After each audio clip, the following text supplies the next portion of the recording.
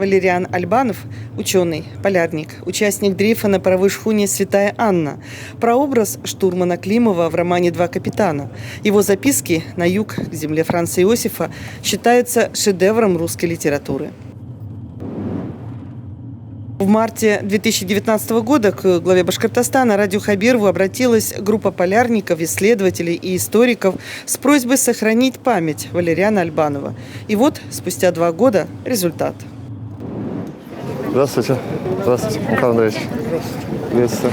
Здравствуйте. Гаврилов Николай Андреевич. Да, Николай Андреевич. Герой России. Да, спасибо, что приехали, потому что вы же участник экспедиции, получается, 2010 года, организатор и участник, да? Да. Михаил Андреевич, что испытываете? Ну, такое сложное чувство. Почему? Ну, если коротко сказать, я уже это все пережил, я испытываю чувство глубокой благодарности. Угу. Ну, нормально же сдвинули. Это великое дело. Это абсолютно великое дело. И я вот честно скажу, знаете, вчера вечером читал, уже вечером засыпаю, «Два капитана» поставил смотреть. Здравствуйте, Хабиров Ради Харич. Вы участник экспедиции. Все-таки, сами-то суда, наверное, они уже ушли в воду, да? Потому что их навряд ли они где-то... Святая Анна, вы имеете? Да, Святая Анна. Ну, безусловно, да, где-то она либо затонула, либо, вероятнее всего, была как бы раздавлена льдами, потому что то есть уже, они там в последние дни, потому что уже не было топлива, и даже экипаж сдирал буквально обшивку, там, части конструкции на топливо, и она, естественно, слабела. И рано или поздно это могло просто раздавить, либо пожар. Ну, то есть, видимо, было где-то... Вряд ли оно просто как целое особо. Но, тем не менее, такая надежда, хотя бы фрагменты, следы этого судна есть. И вот это как бы основная цель в продолжении экспедиции.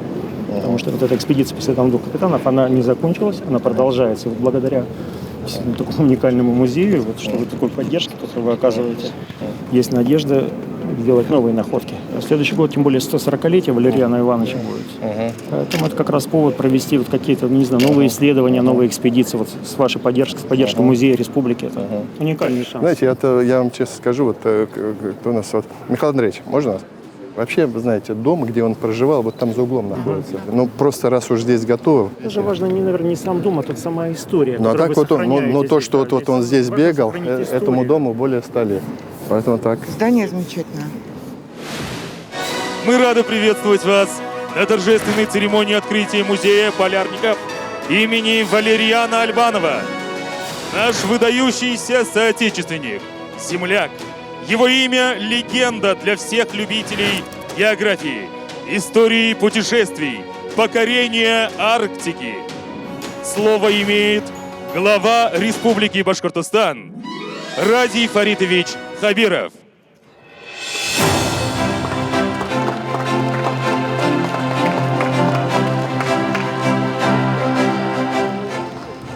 Добрый день, дорогие друзья.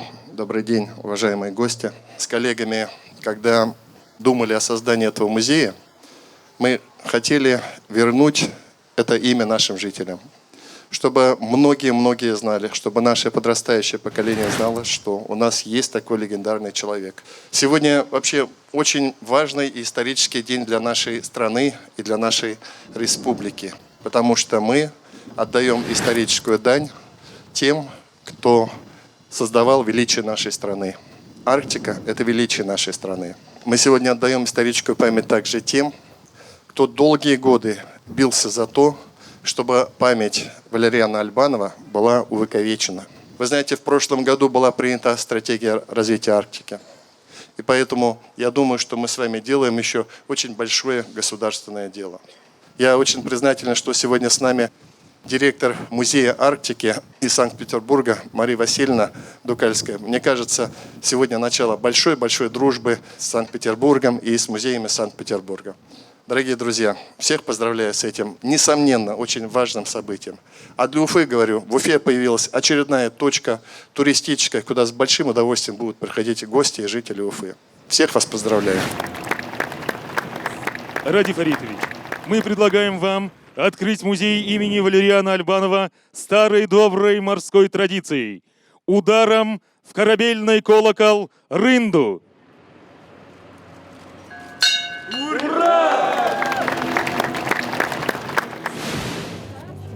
Уважаемые гости, рада вас приветствовать. в открытом новом музее полярников имени Валериана Альбанова.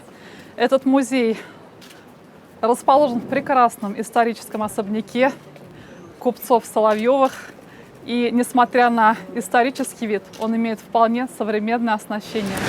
Благодаря коллективу музея, благодаря руководству республики, поддержке министерства и всех лиц, энтузиастов, которые приложили к этому делу. Приглашаю. Пойдемте, пойдемте все. Уважаемые гости. Мы рады приветствовать вас в новом музее. И я хочу сказать, что это действительно особняк купцов Соловьевых, купцов второй гильдии. Он построен по принципу купеческого дома, низ каменный для служб и для торговых лавок, верх деревянный для жилья. А я вас приглашаю в первый зал, зал Арктики. Не случайно история освоения Арктики – это история становления российского государства. Вот у нас есть такой интерактивный глобус, на котором мы можем детям показать эту историю. Ну и, конечно, историю творят люди. И здесь, на центральной стене, мы постарались отразить таких людей, о которых нельзя сказать в истории Арктики. А сейчас нам бы хотелось здесь для вас, в центре Уфы, показать уникальное арктическое явление – северное сияние.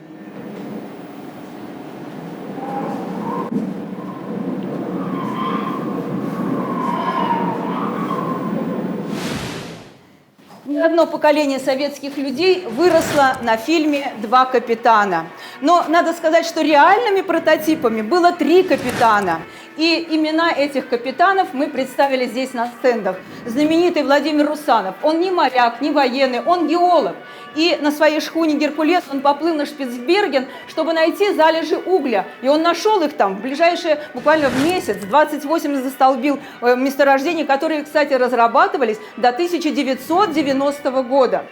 Это легендарный Георгий Седов, амбициозный молодой человек, который решил покорить Северный полюс и сделать такой подарок дому Романовых к 300-летию царской четы.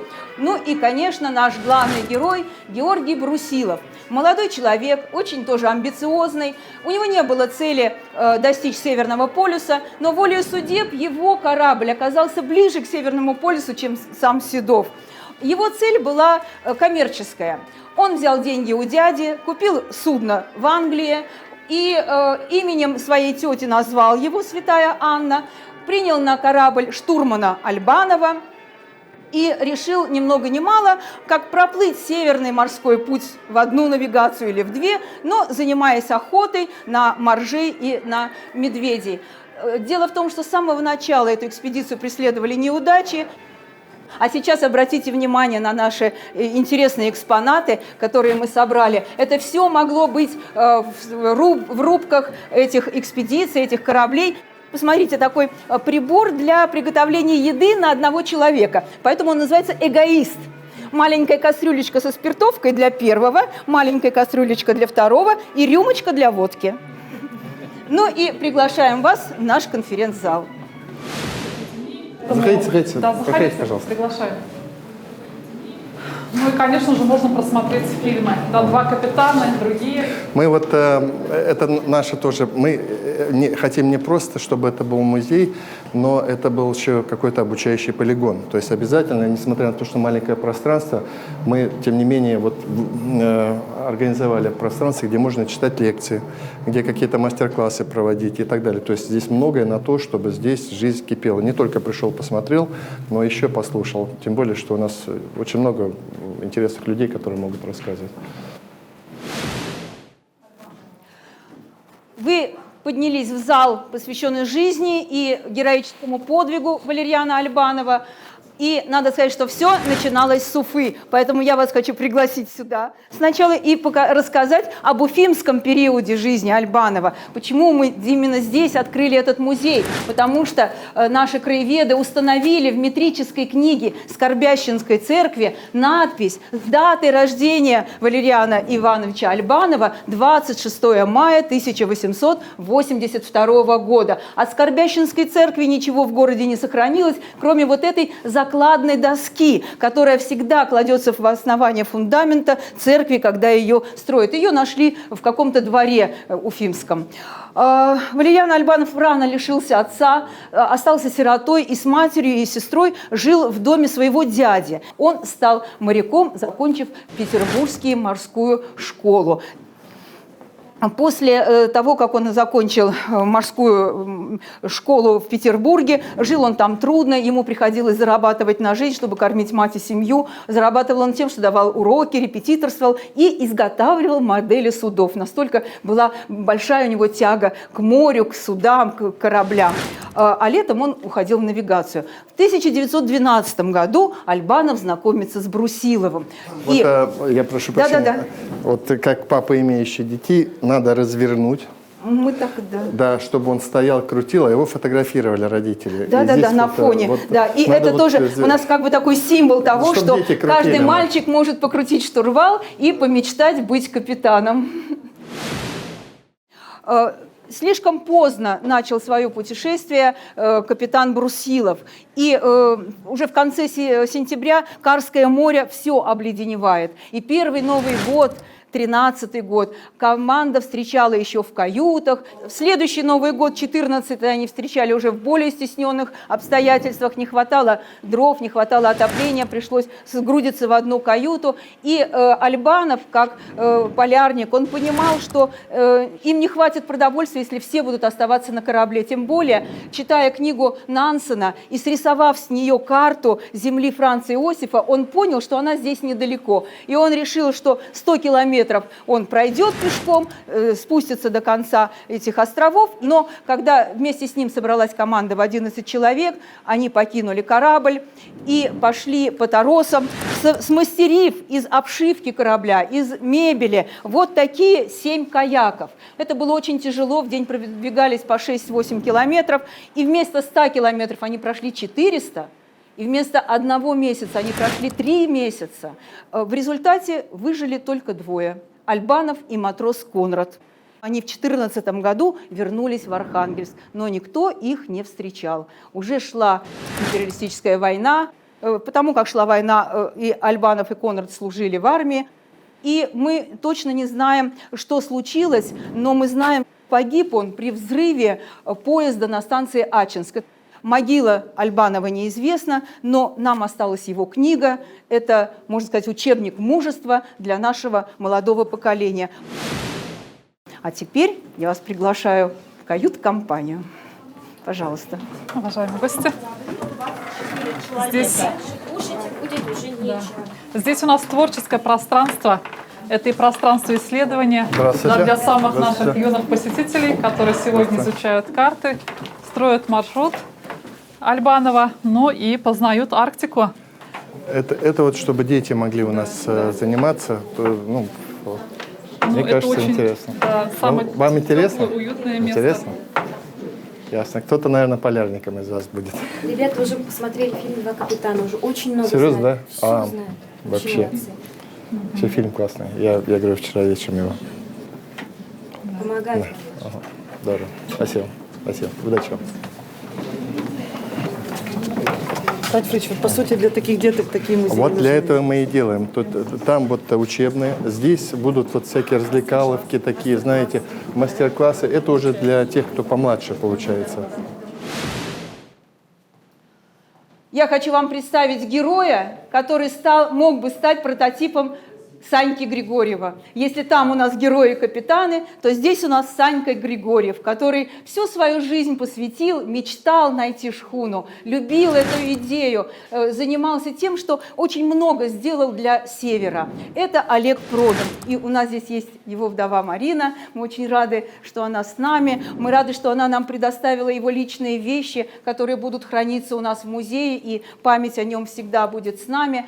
Олег Продан в 2010 году собрал такую же команду неспокойных, сильных, половина из них спасатели. И я рада представить, что здесь есть они, эти ребята. Вот Владимир Мельник и Евгений Ферштер.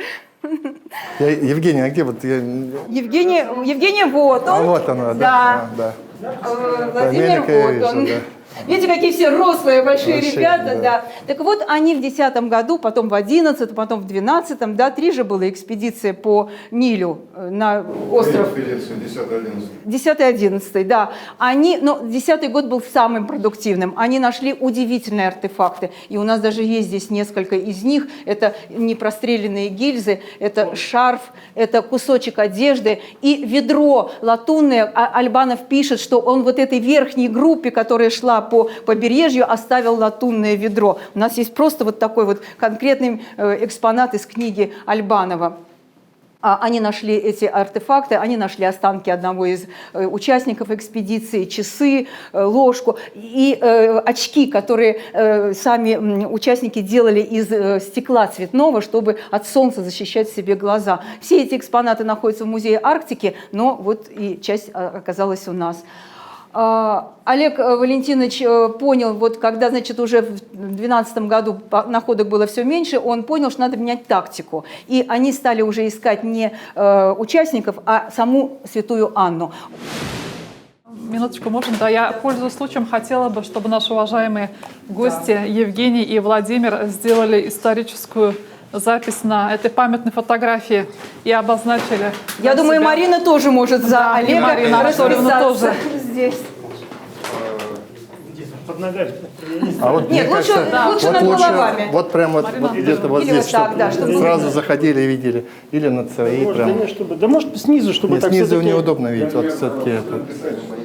Нет, да просто автограф или что. Что в душе есть, то и пишите. Даже не знаю, честно, не испортить картинку. Вы не переживайте, не испортите.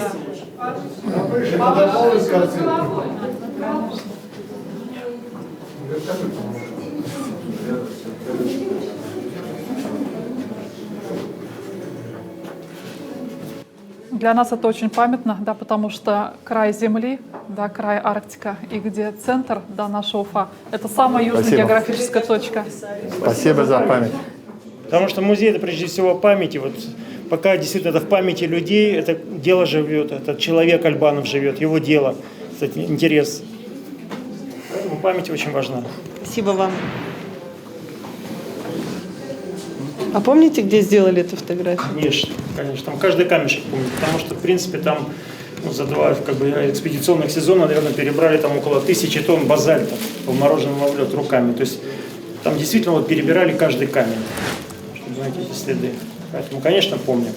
И мечтаем вернуться, то есть при любой возможности будем рады там снова оказаться. Разрешите еще одному участнику расписаться.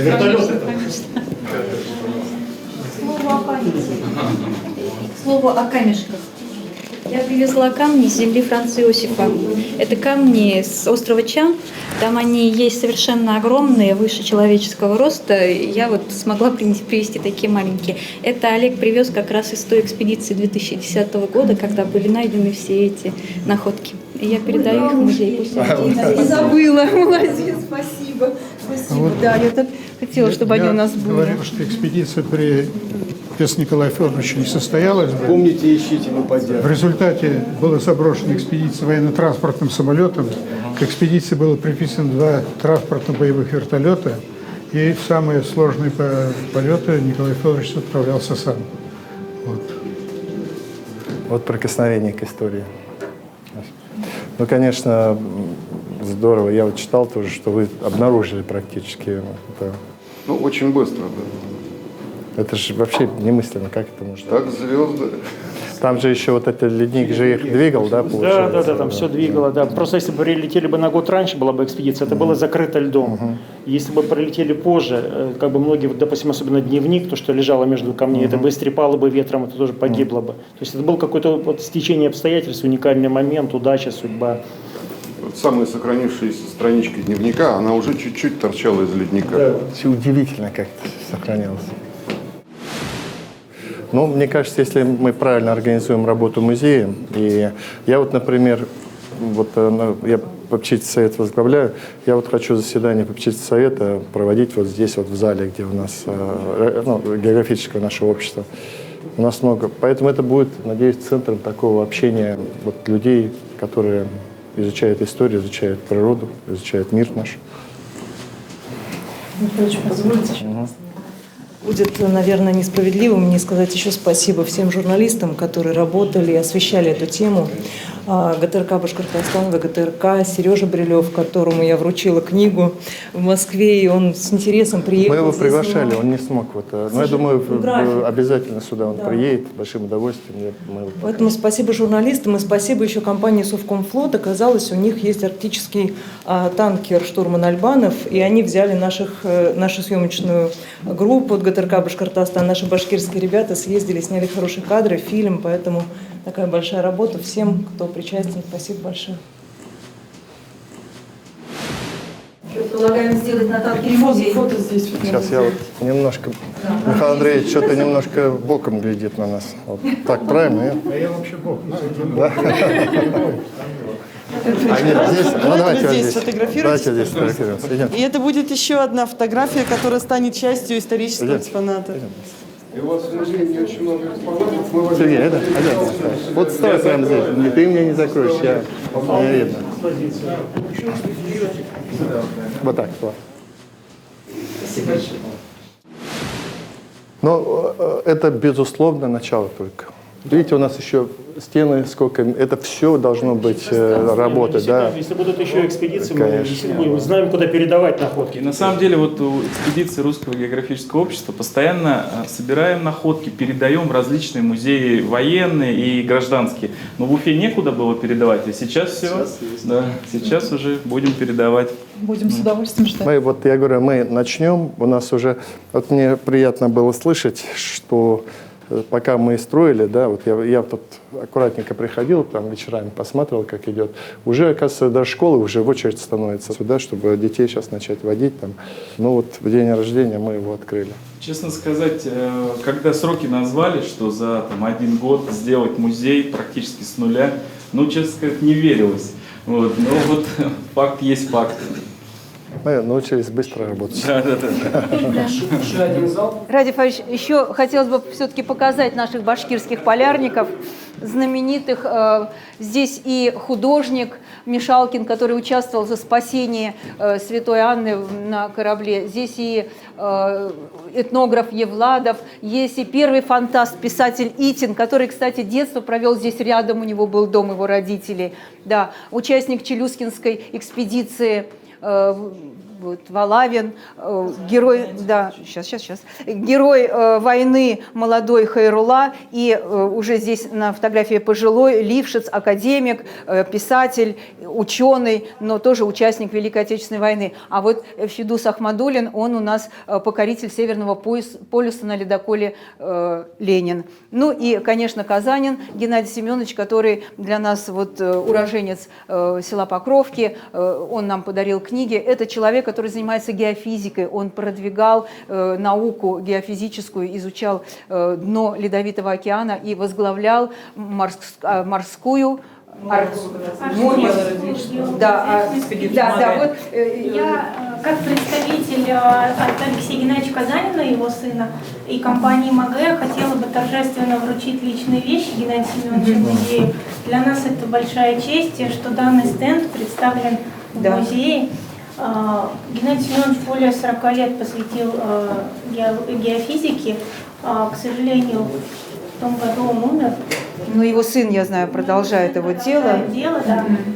Активно этим занимается, и мы все очень рады, что стойка будет представлена. Спасибо большое. Спасибо большое. Ну и заканчивая нашу экскурсию, хочу обратить ваше внимание, что этот девиз, я думаю, укрепится в сознании молодого поколения, которое ознакомится с нашим музеем, с историей Арктики. Здесь у нас стенд, который представляет эту Арктику в современном состоянии, все знаменитые порты, шельфы, даже военные базы. Но самое главное, здесь перечислены вузы, где можно получить арктические специальности, где и среди них Уфимский государственный нефтяной университет. То есть из глубинки России мы можем готовить специалистов для Арктики. Небольшая интерактивная доска. Это настоящая доска, там можно писать для того, чтобы здесь проводить уроки социальной географии. Обратили внимание, что очень хорошо еще, что если бы это было новое издание, не было вот этого духа. А здесь даже ходишь немножко, звенит, низкие потолки, ощущение, вот мы невольно погружаемся в эту историю. Поэтому вот это тоже очень здорово получилось, на наш взгляд. Да, вот здесь говорили о подарках. Я вам как раз хочу показать нашу витрину, где находится модель корабля ледокола «Арктика».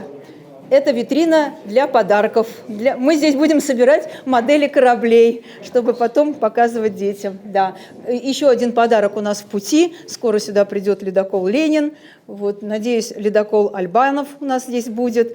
Мы хотели для детей сделать такую таблицу, это мое предложение было, показать размеры современных ледоколов, а рядом поставить автобус там Икарус, да, или там, я не знаю, и чтобы дети понимали, какое это громадье вообще. Это. Детям обязательно нужно вот это вот соотношение, потому что они даже динозавров не понимают, что они большие, они же привыкли играть игрушечками.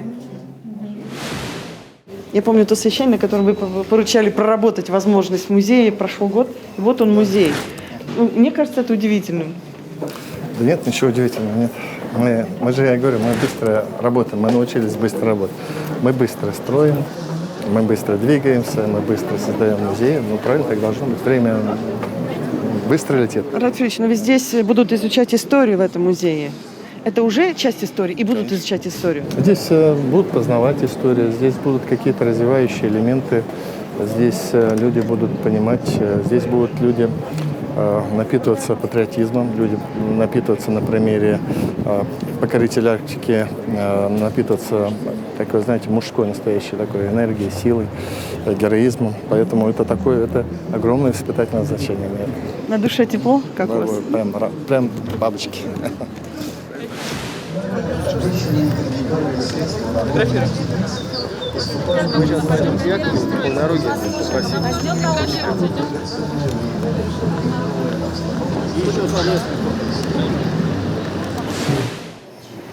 Двигаемся дальше. Спасибо. Спасибо. Я там немножко разгребусь. Снова увидимся у меня за чашкой чая, поговорим. Я с удовольствием. Да, я тоже. Вот мне я больше не буду вас нагружать. Не, нагружайте.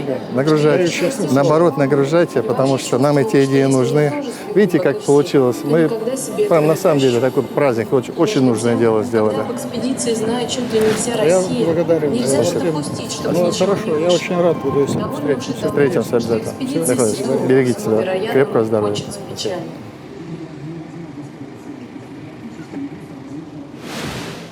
Я тогда с вами не прощаюсь, будем считать, что вы уже наша башкирская, будете приезжать, вам есть куда приезжать, и мы всегда будем рады, будем развиваться, двигаться дальше. Спасибо большое, что приехали, и нам дорогая эта память, и мы эту память будем хранить. Огромное спасибо вам за то, что вы сделали это и помогли созданию этого музея. Спасибо вам за память. Спасибо. Ну что? Спасибо за поддержку. Ну что, может, махнем один раз на север? О чем вы хотели поговорить? То есть, надеемся... Для вас лучшее место в каюте всегда есть. Есть, да? Да. Спасибо. Спасибо. Ждем гостя всегда. Приезжайте почаще. Если бы вы знали, как мне больно было лишиться. Внимание.